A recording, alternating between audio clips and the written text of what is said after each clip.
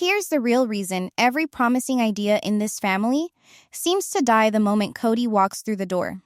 His decision-making has long resembled a weather vane, spinning confidently one way, only to whip around at the slightest gust. Over the years, this pattern has become practically a franchise hallmark.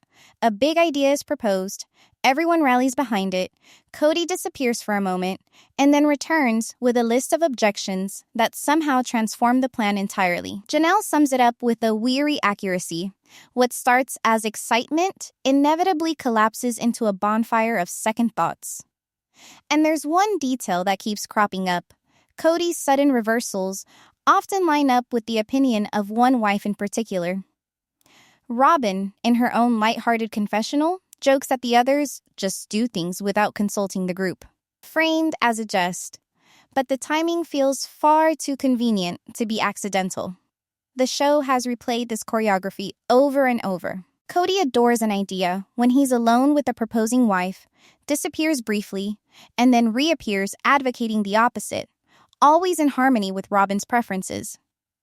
Take Mary's bed and breakfast. Kody was all in on location, but by the time he got home, his enthusiasm had vanished, replaced by objections that sounded imported. Christine's move to Utah? He privately cheered her on, then dramatically reversed course in front of the others, presenting her idea as if it were a sacrifice offered to the group. And the Flagstaff land debate, Cottonwood seemed perfect. Mary liked it, Janelle was ready to write a check, Kody was charmed, but once Robyn expressed disinterest, Cottonwood disappeared, and Coyote Pass became the hill everyone had to die on. The pattern is clear. The more visible Robyn's official role in the family became, the more obvious her sway over Kody grew. What used to be whispered influence now happens in plain sight, with confessionals nudging viewers toward the obvious conclusion. This season, transparency is front and center. Christine and Janelle speak more openly than ever, and the editing finally invites the audience to connect dots that have been scattered across years. And here's what no one seems willing to admit about Robyn's so-called moral awakening. It's not a transformation, it's strategy. A brief scene of her urging Kody to call his kids has some viewers convinced she's had a profound change of heart. But after nearly 2 decades of watching this family fracture in real time, it's remarkable how quickly some canonize the woman who helped engineer much of that collapse, simply because she shed a few tears on camera. From the very beginning, Robyn wasn't a passive bystander. She was an active architect. Even during courtship, before she had any official place in the family, she eagerly participated in secrecy, treating it like a flirtatious game. Season 1's wedding dress debacle remains a perfect example, a drama carefully manufactured through deception, followed by her indignation that Kody hadn't defended her secret more fiercely. Respect for the established wives, children, and family rules? Never really there. Robyn didn't just benefit from Kody's favoritism, she actively cultivated it. Sure, Kody bears the lion's share of the blame, but claiming that responsibility rests solely on him ignores the ways Robyn reinforced, weaponized, and profited from his worst impulses. The adult man argument tossed around now, as her shield is curiously selective. He's apparently autonomous only when it comes to excusing her. In every other scenario, he's the gullible fool, swayed by circumstance, belief, or emotion. If adult men were truly immune to influence, then the last 18 seasons of this family saga must have been nothing but smoke and mirrors. Even the family itself has repeatedly identified Robyn as a destabilizing force. The kids have described her as a major factor in the breakdown of their relationships. Janelle learned early to choose her words carefully. Any casual comment could be twisted and delivered to Kody as incendiary news. Resolved conflicts had a funny way of coming back months later, often in Robyn's retelling. When these patterns became visible on screen, viewers felt a sense of clarity. But now, after a neatly staged conversation in which Robyn claims her respect for Kody has waned due to his paternal negligence, the narrative seems to flip. The contradiction is striking. She urges Kody to reconcile with his children, while simultaneously insisting those same kids are unsafe influences on hers. Sibling bonds must be stifled. Shared holidays are a minefield, and even a simple gift exchange becomes fraught. Yet, in the next breath, she expresses concern for family unity. It's the same script she's followed for years. Say the right words, behave oppositely, and hope no one notices. Her grievances are carefully framed to cast herself as the eternal victim, shaped by past trauma, perpetually wronged, forever defensive. The record tells a different story. She has long acted as a wedge, deliberately or not, and continues to occupy that role. Claiming she merely married into chaos ignores her active part in expanding it. Even her own past, especially her decisions regarding her children's father, mirrors the abandonment narrative she now wields as justification. The latest episode only reinforces this pattern. The kids feel muzzled, knowing that any honest comment could be twisted or magnified by Robyn. Kody admits he's still protecting her from imagined harm, highlighting the lopsided dynamic that has ruled this family for years. Yet the audience is asked to accept a single, orchestrated moment as proof of accountability. One scene does not a redemption arc make. It's stagecraft, not sincerity. Robyn has always been skilled at delivering the perfect hindsight-laden line, but words without action are just performance. And the attempt to rewrite history now, after so much documented damage, only emphasizes how little has actually changed. Viewers aren't naive. Christine's departure exposed every crack the Browns spent a decade pretending didn't exist. Her exit is often framed as the first domino in an inevitable collapse. But what's forgotten is just how risky that first step was. Christine faced the line of fire with no map, no precedent, and no soft landing. She had to summon courage that the others would later benefit from, but never had to muster themselves. Leaving Kody wasn't a tidy administrative decision, it was a leap into uncertainty. Christine's decision was a plunge into the unknown. She stepped forward, not knowing whether the family would stay intact without her, and what that separation might mean for her children. Later departures could reassure themselves that the sibling bonds would survive. Christine had no such comfort. For all she knew, Kody might have worked overtime to sever her and Isabel from the rest of the family entirely. The risk was real, and she walked straight into it. Before even leaving the house, she had to endure the full ritual, defending her choice before the assembled family, dissecting the remains of her relationship, and absorbing Kody's explosive accusations of betrayal, abandonment of principles, and desecration of their sacred unity. Then came the obligatory religious theatrics.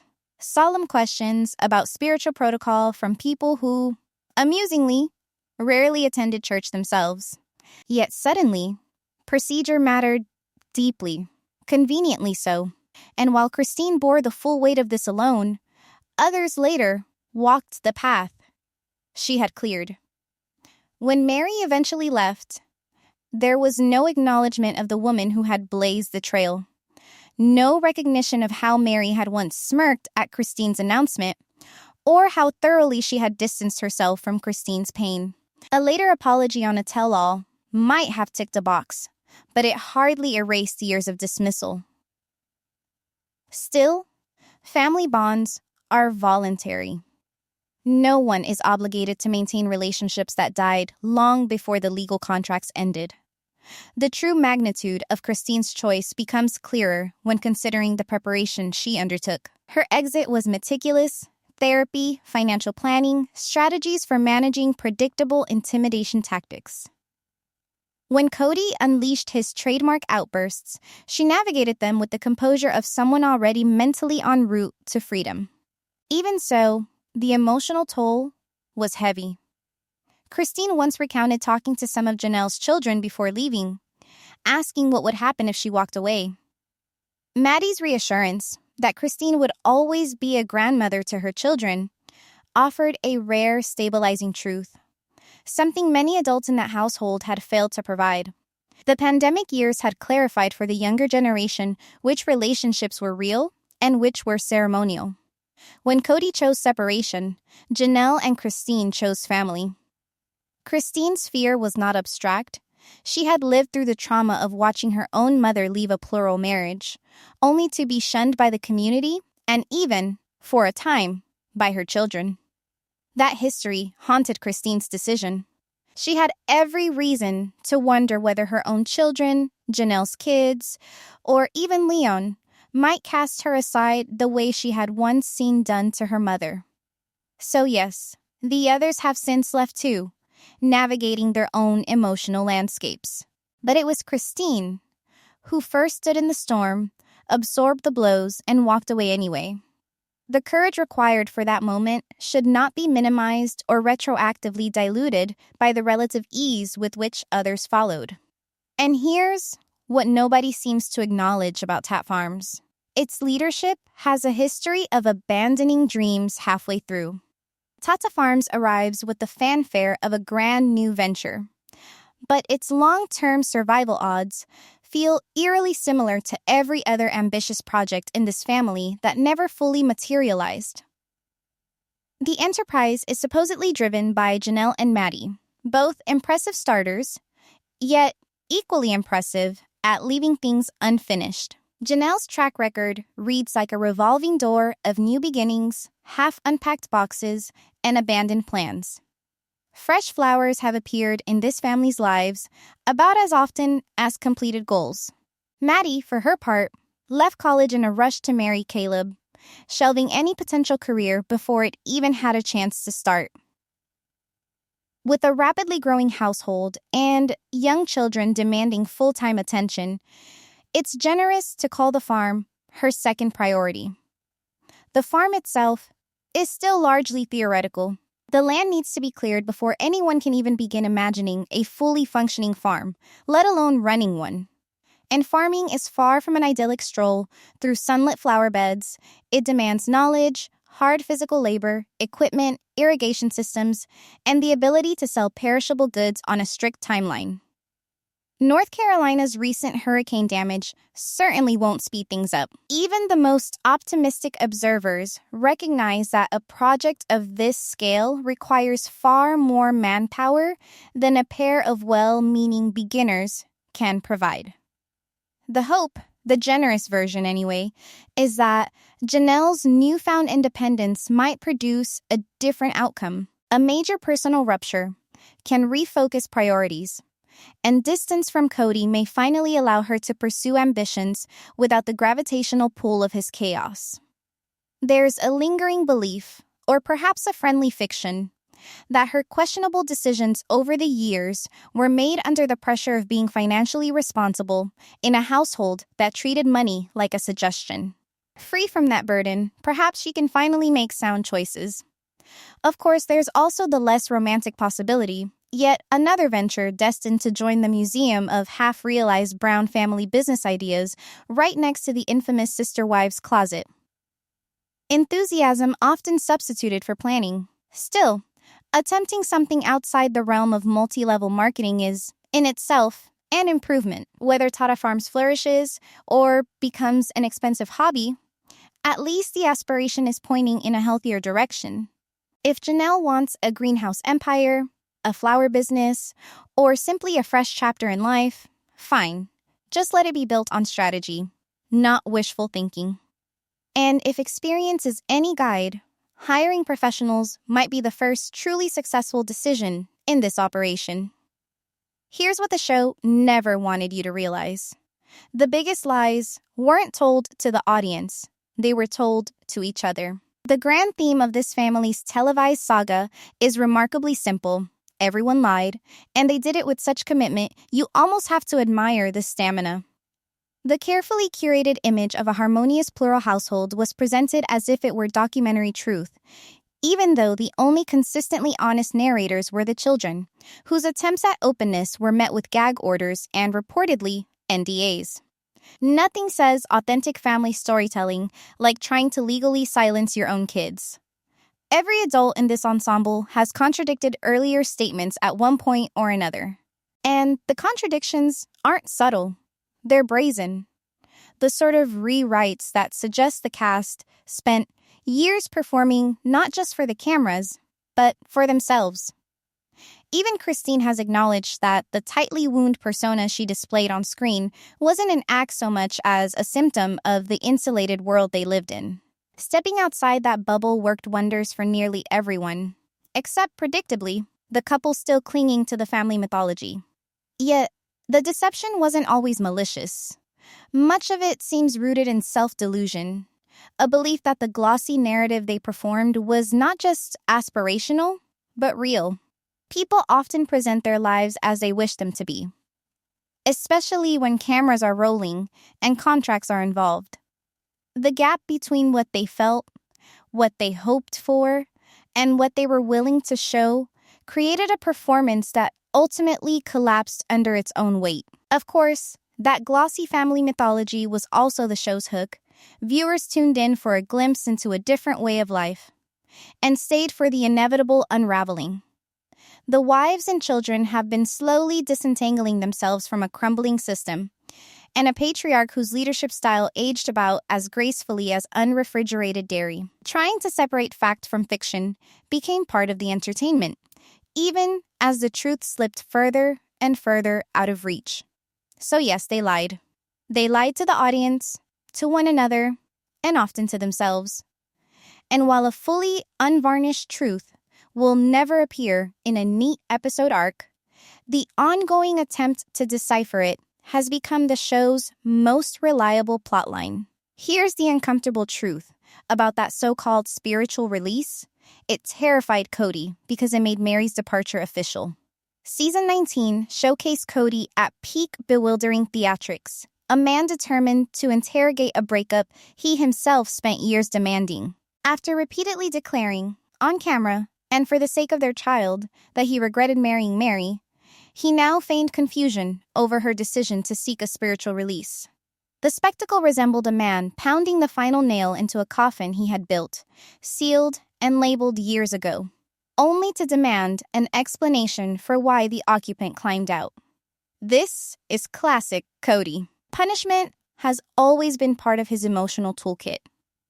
Anyone he perceives as having wronged him must endure the consequences, a rotating display of coldness, blame, and the occasional reminder that he never should have married them. But here's the twist. The punishment requires an audience.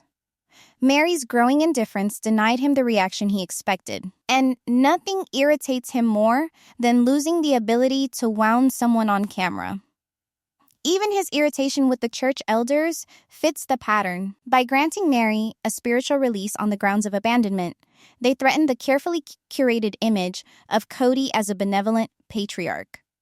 Being labeled an abandoner is inconvenient for a man determined to present himself as the misunderstood hero of his own story. If that label spreads, even Robin may struggle to maintain the heroic narrative. The network's continued platforming only amplifies the farce. If TLC insists on centering its franchise around Kody's self-inflicted chaos, a far more compelling option would be to let Mary, Janelle, and Christine tell their stories elsewhere, and let TLC cling to whatever remains of its flagship couple's Stepford-style storyline. What becomes increasingly clear is that Kody isn't really interested in closure. He's interested in combat. He has long relied on sparring with Mary for emotional fuel, only to march straight into the arms of his preferred contender. Now Kody tries to bait her with word salads and circular accusations, anything to drag her back into a dynamic she no longer wants to play. Here's the uncomfortable truth about Robin's reaction to Kody's apology tour idea. She'd rather the past stay broken. Robin greeted the grand vision of an apology tour with all the enthusiasm of someone asked to host a telethon for their ex's new partner. Her delivery, part warning, part disclaimer, made it abundantly clear that she neither expects Kody to follow through nor particularly wants him to. In her world, apologies are an optional sport best left to someone else. This is the same person who, not long ago, insisted she adored the broader family unit, sporadically, and with measured sorrow. Kody's sudden urge to make amends seems driven less by moral awakening and more by practical needs, rehabilitating his image with the children of Mary, Janelle, and Christine, and, naturally, generating usable footage for the cameras. Yet even this modest attempt at image repair earns no encouragement from Robin, who has shown no interest in sharing him with those he hopes to reconnect with. Whether genuine remorse is in the mix remains unanswered. The cameras, however, are certainly rolling. What makes the spectacle especially telling is that it was filmed, rehearsed, and presumably approved, but Robin still couldn't hide her disdain. Her facial expressions alone provide a running commentary that contradicts every word Kody utters. Meanwhile, he seems blissfully unaware that what he's calling an apology functions mostly as cosmetic ego maintenance rather than a meaningful gesture toward the people he has harmed. Together, they form a pairing so ill-matched it achieves a kind of perfect symmetry. Two people who consistently amplify each other's worst impulses. Robin's underlying fear seems almost tangible. If Kody spends too much time around the women who left, he might realize just how bleak and suffocating the home dynamic has become. Her perpetual frown, more default setting than fleeting expression, only underscores the atmosphere.